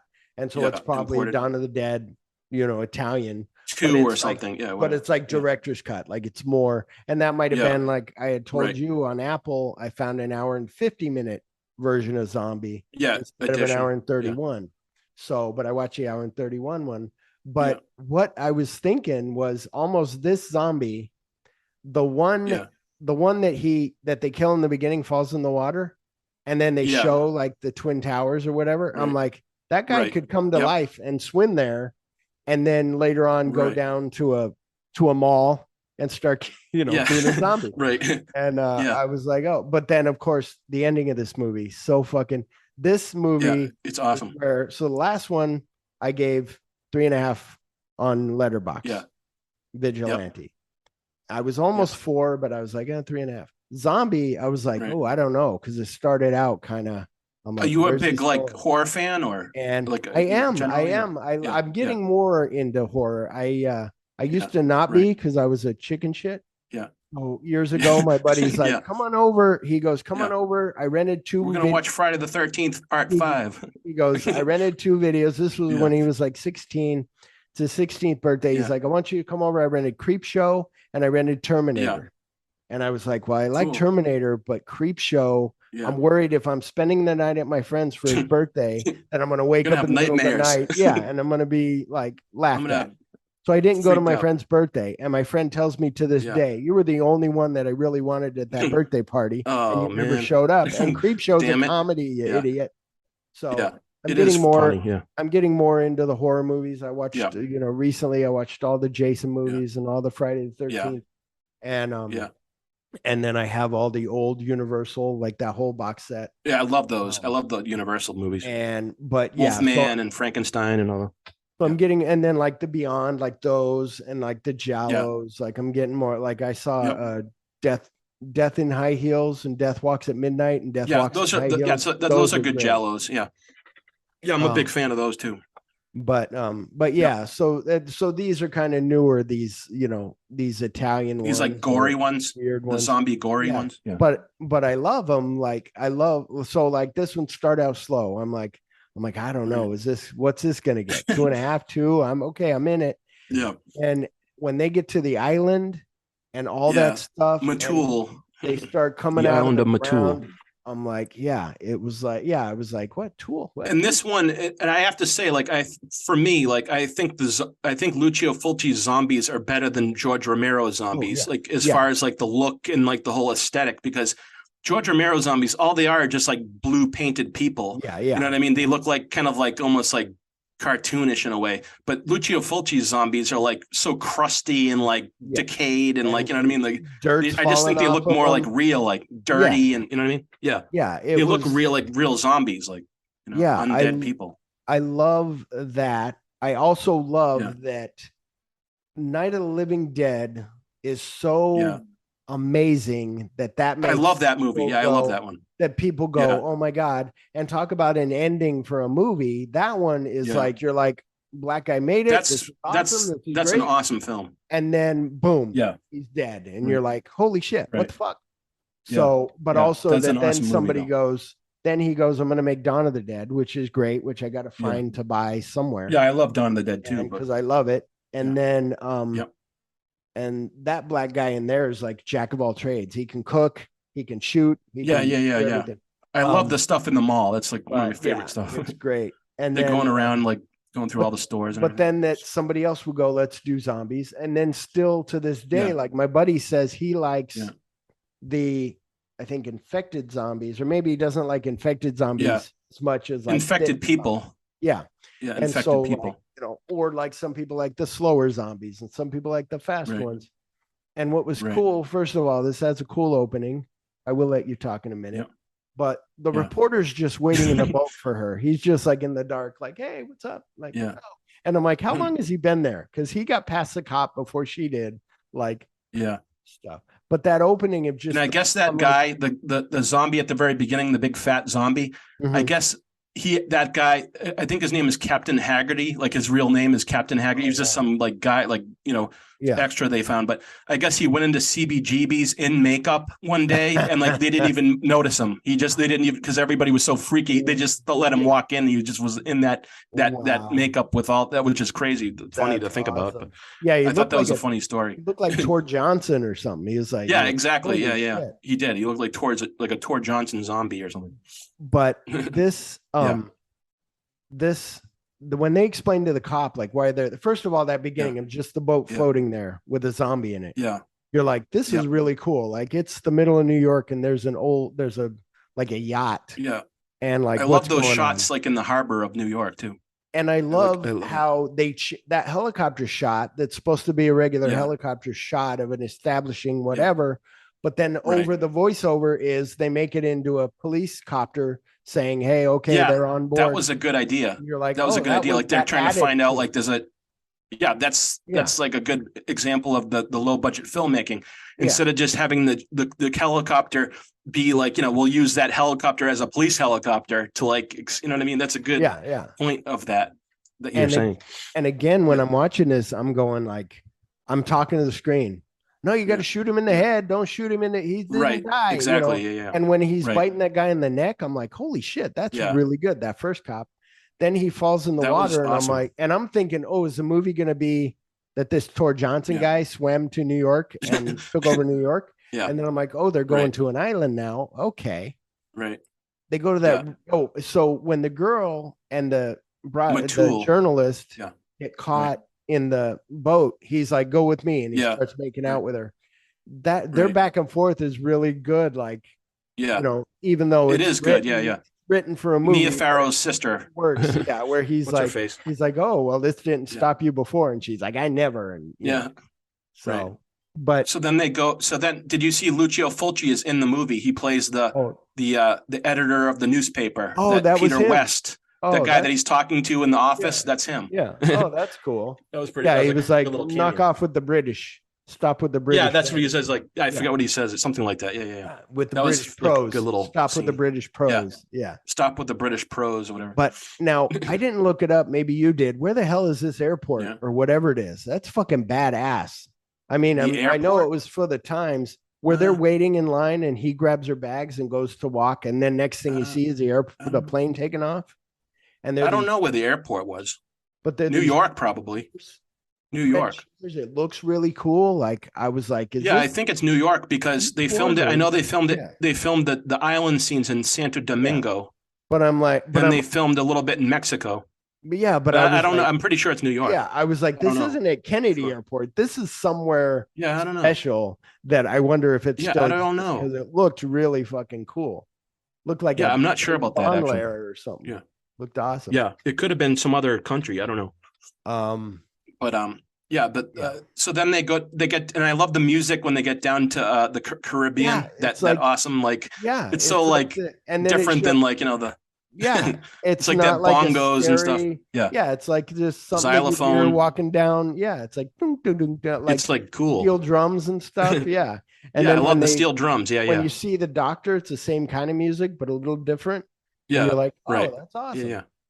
And then of course they meet what's his face, I forget the guy's name, Al Cliver. Anyways, the guy, they meet those two tourist. On the little yacht. The tour, they give them the boat ride down to Matul. And then one of the movie's most famous scenes is when the girl goes scuba diving and she sees the zombie underneath the water. And then the zombie versus shark, which everybody loves that scene. This part is so cool. First of all, so the Doctor's running these weird experiments and I'm like, okay, what's going on? Did he start it or not? Then you find out, no, he's trying to stop it. It's voodoo. It's just and that's the difference between this one and the George Romero films. The other ones have to do with like a virus or something. Like this one is like voodoo based zombies. So it's like more like it has more to do with like the Val Lewton movies, like I Walked with a Zombie and all those ones. I was thinking that exact thing. Right. The island. Yeah, it's connected to those. I Walk with the Zombies. It's like that because she's on that island. It's like voodoo and you're like, Caribbean like voodoo stuff. It's way cool. That's a good call.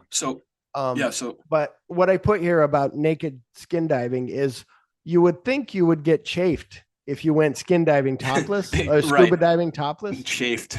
But because she like those on her thing. But I know it does look like it would hurt a little bit. Here's what was the best. The underwater stuff is way cool. What was the best? That is an awesome sequence. My wife was ready to go to bed because she has to work tonight. Right. We work at night. We usually stay up all night.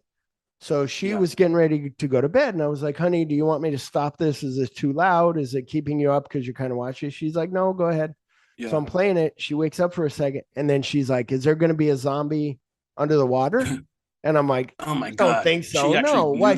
I go, why would there be? There's no zombies under the water. I go, I don't think so, but let's see. And sure fucking enough, there's a zombie. I know. That was awesome. Like, I know you don't really expect that either. Like, honey, there is. Yeah, it was awesome. That was awesome. And he's like fighting the shark and stuff. That was like crazy. Skin off and it's bleeding. And I'm like, he's trying to eat the shark as he's like swimming underneath.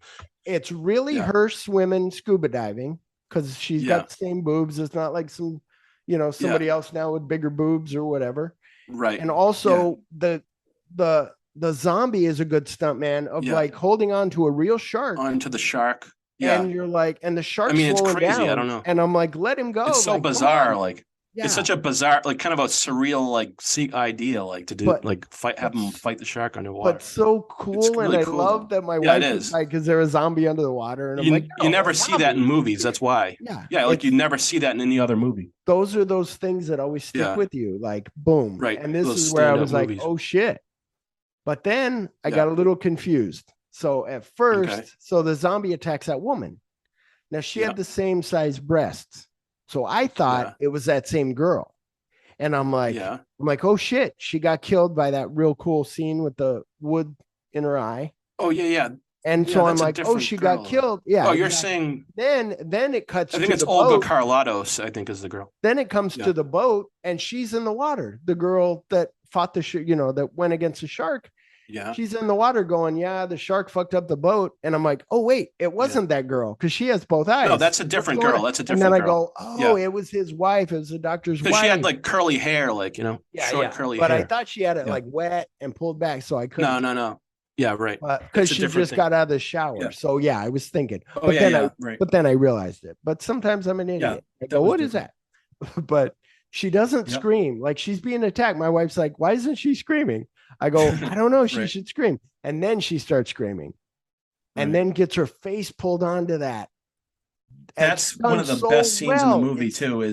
It's why he does such good stuff because he knows how to it's film very like cinematic, like the way he does the shots. Yeah, it's like three. Right. I'm like, like you see her in the shower, and then you see the hand slowly go up the window, like that's in like getting the focus, like and then that whole sequence, like where she's trying to shut the door, and the zombie's hand is coming through the door, and then it crashes through and like grabs the light, her, and like where that's it pans awesome over, and you just see the door opening more because the light is expanding. It just and builds the tension and like the and again, awesome. it's the synth, it's whatever, it's all that, just all of it layered. Fabio Frizzi's music, and then like also that awesome sequence with the eye going into the shard of wood, like that cool effect of like it pushing crazy the eye, and you're just it's like wow. And he always does. Lucio Fulci always does like eye gouging scenes, like he always, that's like what he's known for, those types of eyes gouged out, like so it's good, crazy gory stuff.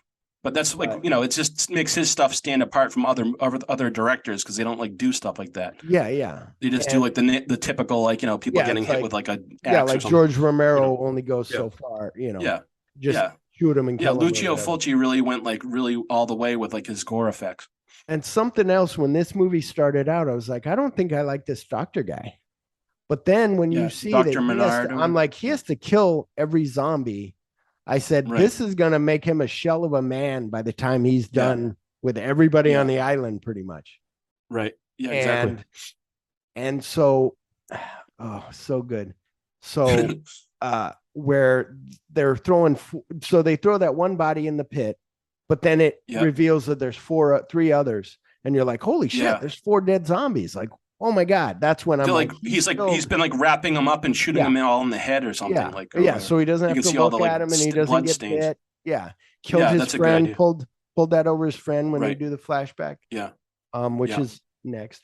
And then he explains that guy, the first guy was the father of her, Annie, Sally Bowles, or Annie, whatever her name is, Ann Bowles, like the girl that's going down with Peter West. That's her. That was her father, the first guy that he shoots. That part I caught. The only part I was confused on was the girl stabbed in the eye. But I was like, oh, this is, and you could tell it's a flashback because he didn't have the gray in his beard and stuff, whatever. But that part was cool, where you're like, where he covers his face, and when he come back to life, he got him, and that's when you're like, he's been killing everyone that he can't cure. Like, holy shit. And then he explains to them in the car about voodoo and zombies and how this works. And the guy explains about the conquistadors and, and the blending of voodoo, Haitian voodoo or whatever, with the slave trade and the Christian. I didn't think of that. And it's like, oh, wow, that's pretty cool. And then they get stuck in that graveyard. They go like they're driving, or actually that's after the part where they get to that house, and then like they find those zombies eating the guy apart, and they're like, oh my God, said, like that reveal. So it's like the doctor says, go check on my wife. They say, okay. And they walk in there and they're like, hello. And she's like, oh my God. And you look, and my wife's like, I don't think she's a zombie because they're eating her. And I go, yeah, I guess they took her leg. They're having a feast. Stomach, but then you see it's not just one zombie. Oh, it's 2. No, there's it's 3. Zombies. Wait, it's 4. There's and like then 4 they go or 5. to leave, and it's 2 more, and you're like, holy fuck, there's 6 zombies in here. They got to get out of there too. And then he hits them with like those antlers or whatever of a the antlers. Antelope. They're straight out, whatever. Smacks them with the antlers or something. And then and that's what's cool too. They'd hit him in the face, almost knock their whole face off.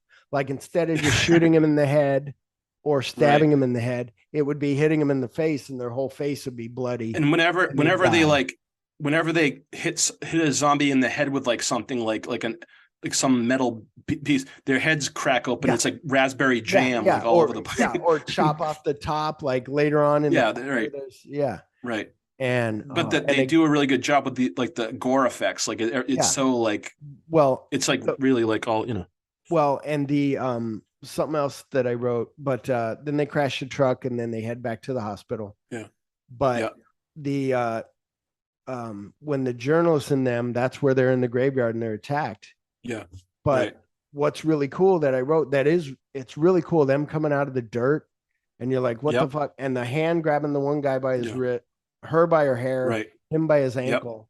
And then And later, that's the zombie from the poster, by the way, too. You saw that. yeah, though, Like, yeah, same- the first one yeah. that came out of the grave, yeah. Yeah. And then the other ones start coming out, and they Yep. attack that tourist girlfriend, the diver girl. They attack her. Yep. And then when they get back to that, a really cool neck biting where he pulls and like her blood's coming out. Rips all the flesh right out. Yeah. He always does really good jobs with. Lucio Fulci always does really good. Well, I should say that the special effects guy Gianetto De Rossi does like every time they do like a neck being ripped out, it really looks like so like even nasty and like when that cop in the beginning is being choked or whatever, killed, and he grabs the guy's arm and some of it comes off and there's bone rips under there, the flesh off. And yeah. But the really cool one that I loved is coming up here when they get back to the hospital and the journalist lays down and there's a gouge in his ankle. And I'm like, how the fuck did they do that? Because it's not built up too much. It looks like his regular ankle. It looks like a real gouge in the ankle. I don't know how they did it. I'm like, that's fucking I don't awesome. know. That guy was a genius. That guy that did the effects is like just it's as cool as stuff like, they use. I don't know what the hell. It's as cool as The Thing. Like, who would think of? Okay, we're doing the movie The Thing. We need a guy, an amputee. Yeah. Why do we need an amputee? Because he's gonna get his fucking arms caught in the guy's chest. And you're holy shit! Like that's amazing. That movie had crazy effects too because it's a double amputee. Rob Bottin. Yeah, fucking awesome effects. But so this is where it's ramped up now. Now it's a zombie movie like you're used to. Like all right now it's like Night of the Living Dead where they're all closing in on them. They're coming to the bar, like whatever. Right. And they're fortifying the hospital and they're trying to close all those doors. And he's trying and he fortifies that door. And the journalist goes, "Do you think it'll hold?" And he goes, "No." And you're like, holy shit. And then the zombies, and then the people inside start turning into zombies. And they're like, one guy gets his arm bitten, like a big chunk of his arm bitten out. Yeah. Yeah. And then he's gone. He's out. And that was cool. The girl, I don't know, she didn't get killed in a very good way, but that nurse, she got killed. Yeah, the nurse lady died. And then the zombies start crashing into the church. So I'm all and they start throwing fire bombs at them. So I'm all into the doctor. First I'm like, I don't know if I like this guy. Then I'm like, I love this guy. And then what? He fucking gets killed. And you're like, I know, it's shit. Like, damn. They're gonna take out almost everybody at the end of the movie. Yeah, I was like, oh man, but I liked him. And then there's all these cool effects of, like you said, the zombies. Each zombie is different. Right. They're just bloody and they're cool and they got maggots on their face or whatever. And lots of maggots and worms. The tourist zombie girl then bites her boyfriend when they're going to leave. And you're like, fucking kill her already. But he doesn't kill her quick enough. No, he's gone. Yeah. And then she bites him in the that was arm. an awesome ending, really. It was a very good ending with all like the fire and like, they're just taking out the whole place. Big, like, I'm like, that must have been hot. Like from where that was really cool with the camera. That was, but definitely it was cool because they used the Molotov cocktails. You thought they would run out of ammo. They didn't run out of ammo. Right. They got out through the back and, killed and then started killing the zombies outside by just hitting them with shit and knocking knocking their heads off, like you said, or whatever. And raspberry jam everywhere. Yeah. And then he gets bit and you're like, oh shit. Yeah. But then you're like, leave him. Shoot him in the head right now. Leave him. Yeah. But they take him anyways. Yeah.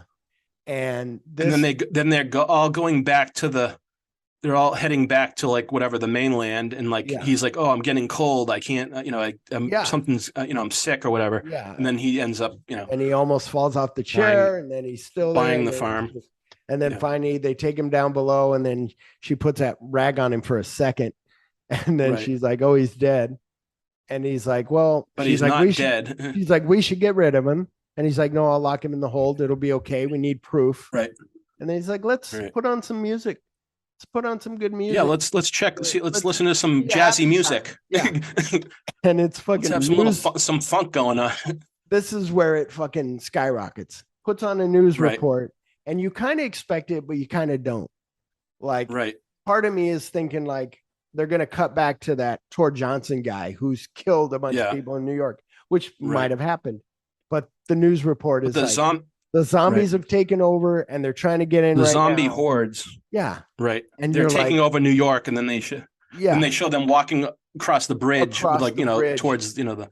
so cool. That's an And awesome ending shot for sure. Yeah, it's like what was everybody thinking? And like you said, did you have to steal this shot and just be like, guys, walk? It's early in the morning. I think they did steal that shot too. Yeah. Actually, they stole that shot too. That was one of the ones they did, because you could see all the cars driving by like underneath. They just they probably just had they probably had a truck.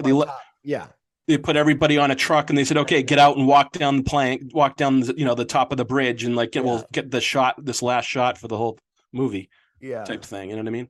And they did. I think the shots at the beginning were all like stolen. The ones with like the boat in the harbor. They just did that like without telling anybody. They just did it really fast. I was thinking they probably had him on the boat and just left it there or something. Yeah, probably. Let's fly a helicopter by real quick and let's just exactly. Just that's But it was so and then good. I'm not sure about the office building at the beginning with Peter West talking to Lucio Fulci. I think that was just like a fashion building, like they just like rented it for like a day or something and like did their little work in it.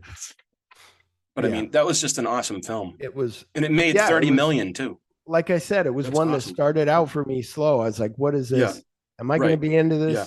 Is it going to be? Yeah, you're going to fall asleep halfway through. Like, oh shit, it's gotten more people. Now the zombies are coming. It gets gorier as it goes on too. Yeah. And even coming out of the dirt, some people might go, oh, they're coming out of the dirt. Like, how long have they been there? Why is it? No, it's just some voodoo curse that happened. Yeah, I mean, that's just all like the aesthetic of the whole zombie thing. It was so good. I love it. So you like that one. That was good. So you like both movies. I like both of them. Yeah. Yeah. I think. Yeah, me too. See, that's what's weird. Like I voted the other one 3.5, maybe 3.75.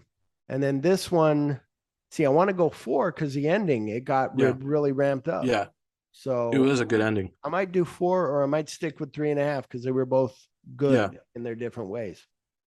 But I think, I mean, this zombie movie, this is one of my most favorite zombie movies, like out of all the ones I've seen. I mean, I love I love George Romero's movies, but this one is like kind of like has its own style to it. It kind of stands alone from those, you know what I mean? With all the voodoo. And like you said, you could almost play it as a double feature with I Walked with a Zombie. Or that Zombie Island. It has more to do with those types of movies. Zombie Island one with Boris Karloff. What was that called? Yeah, White Zombie or no, it was something. I'm not sure. It was like Zombie Island or I forget what it was called. It wasn't called Zombie Island. I'm not sure. But it was something. But I'm not sure about that. The other one. But yeah, that's awesome.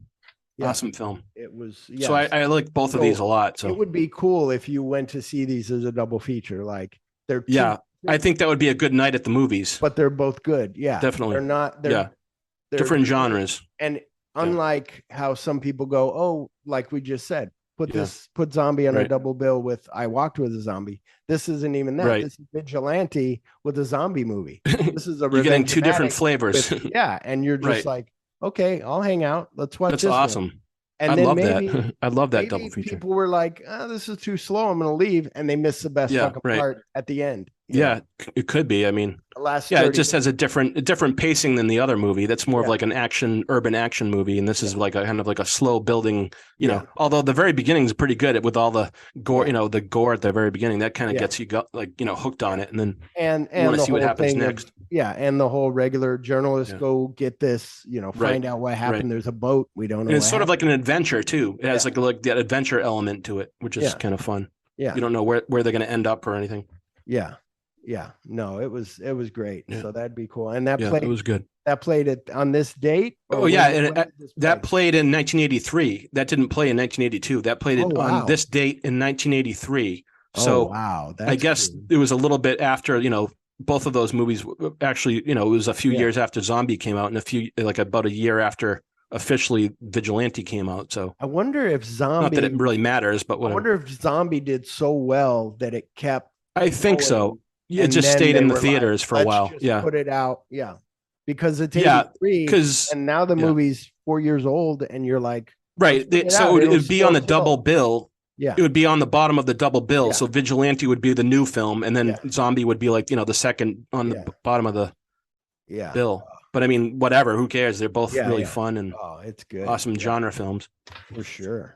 Oh. Okay. I guess I'll wrap the show up. This All has right. been 42nd Street Forever podcast with special guest Phil Duke from Making Tarantino. Thanks Hello and again, Phil, goodbye. for being on the show. No problem. It was great a talking to you. pleasure. I'm ready to come back. When are we doing the next one? Right now, we'll stop. We're going to do recording, another one. start We'll another definitely do one? another Yeah. one. It All worked right. out good. I was happy with it, so we'll do All another right. one. So I'm all for it. thanks for everybody for listening, and we'll see you next time on 42nd Street Forever. Thank you.